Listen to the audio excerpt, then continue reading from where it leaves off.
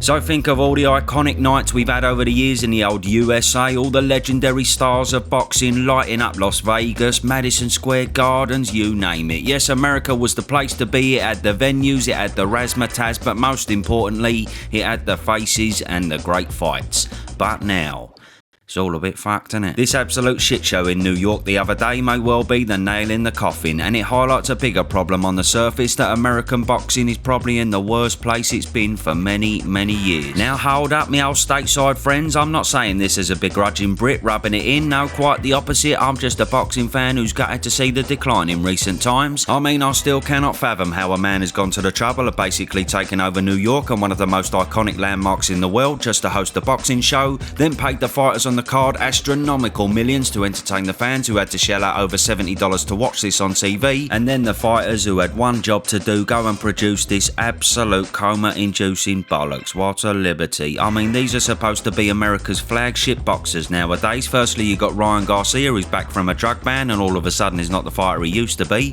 Well, there's a great big fucking surprise. Oh, and by the way, he's got a new voice all of a sudden. You don't know what I've been training like. You don't know the vision I have. You do not know I'm on fire.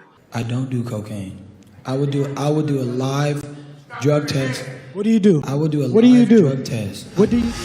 Yeah, man, this is up there. You know, the Tank fight was big and it was huge and it was something I dreamed of as a kid because, you know, Vegas, main event, just super fight. But this right here is historic. This like reminds me of like Muhammad Ali. Alright, there we go. I wonder what happened to his voice then. It seems different compared to the last time he fought and popped for drugs. That's a fucking mystery, isn't it? Anyway, yes, truth be told, he was absolute piss. I mean, I suppose he's going to blame it on inactivity, no crowd, uninspired, blah, blah, blah. Sorry, but nobody's interested, bruv. After coming in 4 pounds overweight last time, failing a test, then playing the victim, you've made your bed, bruv. Have a lie down in it. But oh yes, talking of that fight, what about Devin Haney? Bloody hell, it was like watching fucking Forrest Gump running around all over the gaff. I mean, I know he's a defensive fighter, but come on, seriously? This is a joke. Would Devin himself pay good money to watch a fight like that? This bloke is absolutely, categorically not and never was a pay-per-view star. That fight was not worthy of being on the YouTube live stream, let alone people having to fork out their wages for it. And talking of pay-per-view, that's something that's always confused me, America. Why is your pay-per-view so expensive? It's a double liberty. I can't believe you're having to pay $80 for fights like Tank versus Roach. I mean, really?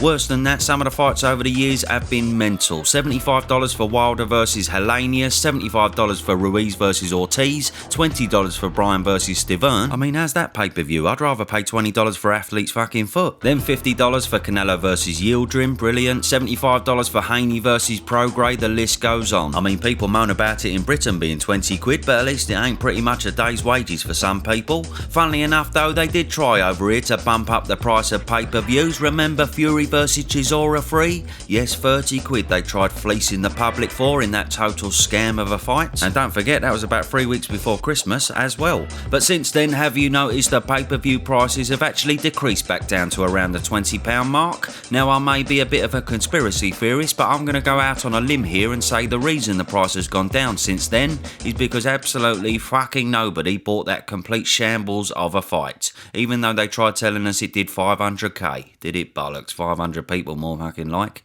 Anyway, so I think it's fair to say with quite a few less stars nowadays compared to previous eras, American boxing has clearly been going a little bit downhill. But then these 6 fighters had the chance to reinvigorate the nation's boxing and make it great again with this iconic event. But instead, they probably managed to bury it even deeper. Well bloody done. And in the aftermath of what was meant to be a monumental night, it's reported that the event done around 260k pay-per-view buys. Now, I'm not saying this is a fact, but if it is true, to take over New York and Times Square with 3 of America's biggest boxing talents, yet out of the 340 million people in America, only 260,000 buy the pay-per-view, and don't forget a lot of them numbers are for Europe and other territories also, that really does tell you that American boxing is suffering, don't it? I mean, compare that to Eubank Ben the week before, 67,000 at Tottenham. The whole of Britain was talking about this fight and it's been reported to have done over 620,000 buys. And obviously this was mostly British people as well, with Britain being around 40 times smaller than the US. So all in all, a massive success, just like the monstrous Joshua Dubious Wembley Stadium fight back in September. I'm happy to be proven wrong here and put your answers in the comments, but is there a single fighter in the US that is capable of selling out a 90,000 seater stadium?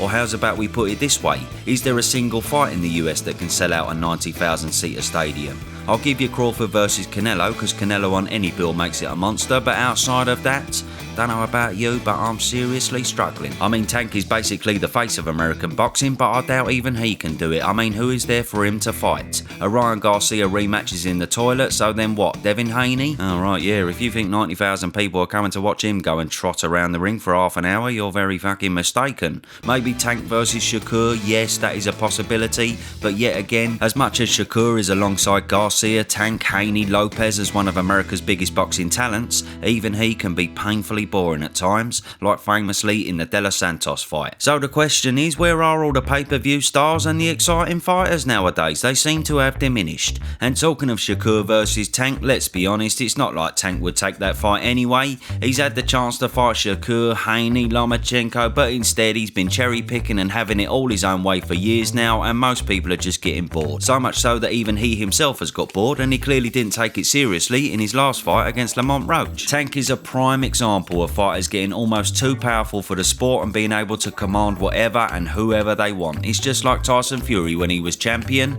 Do I want to fight Usyk or a top 10 contender? No, I'd rather fight Chisora. It took for Turkey to come along with a big wallet, and then the power shifted. When fighters have this power, they become very diligent in choosing who they fight just to keep that zero on their record, and ultimately it always ends up being detrimental to the fans paying to watch. They give up giving us the fights we want to see. And by the way, what the bloody hell has happened to the American heavyweight scene? Where has it gone? The best heavyweight in America right now is probably Jarrell Miller, the most disgraced man in the whole of boxing. I mean, that's a sorry state of affairs, isn't it? Fucking hell. Outside of him, who is there? Jared Anderson? Well, it's not going great, is it? Deontay Wilder, he's lost the plot. Michael Hunter, well, very good fighter, but what is he doing? Whoever is managing his career should be sacked instantly. I mean, look at him. Why is he fighting bouncers in AJ's dark fucking room? He could get a massive fight like a Bacoli rematch, maybe even Kabayel, but it's like he can't be asked. I don't get it anyway. Then who else is there? Maybe Richard Torres Jr.? Yeah, okay, he might turn out half decent, but I don't know. We shall see.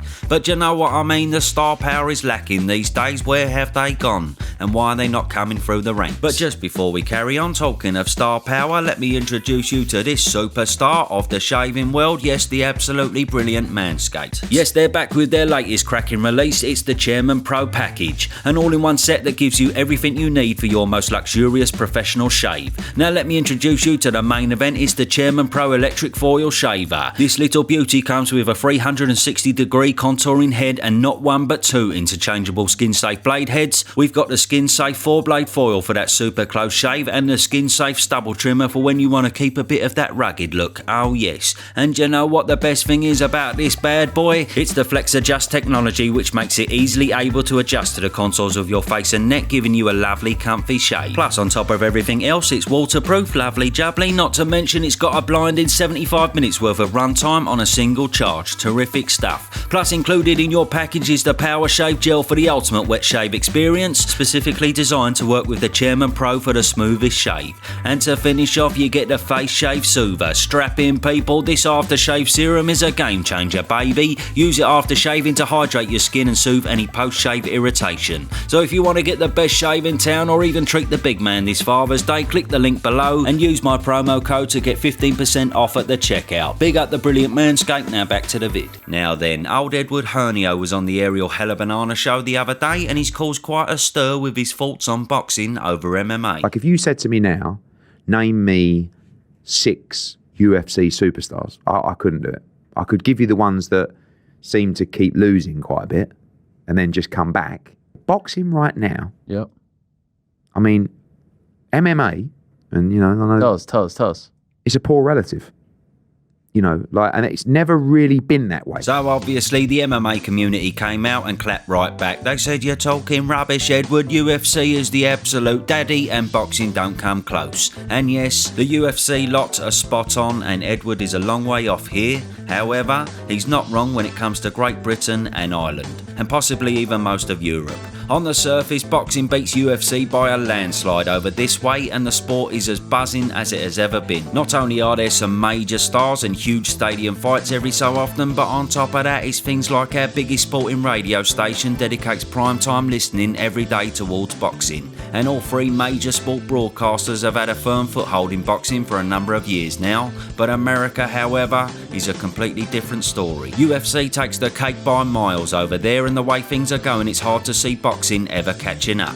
As I say, we've got three major sport channels that have all been championing boxing, but over in America it seems to be every year major broadcasters fuck the promoters off. I mean, you got ESPN palming off Top Rank, HBO are no longer doing anything, neither's Showtime really, you got PBC constantly struggling to find a broadcaster, it's all a bit messy, innit? And in the meantime, the UFC in America just toddles on with what seems to be very decent numbers, and old Phil Mitchell's still got a firm grip on it all. Anyway, what's it going to take for things to be turned around? Well, I suppose the most obvious thing is a couple of megastars like a prime Conor McGregor type character, for example, or a kind of Mike Tyson, Floyd Mayweather to come along and reinvigorate the sport. Someone who can do big numbers and get the casuals bang interested once again.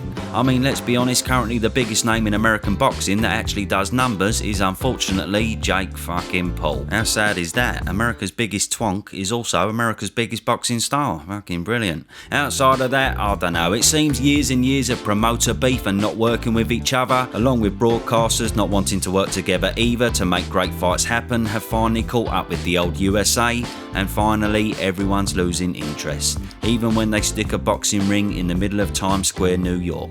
Absolute madness. Can Dana White salvage it with Turkey and TKO? Well, unless the talent comes through and the characters start reappearing, then probably not. But we shall see.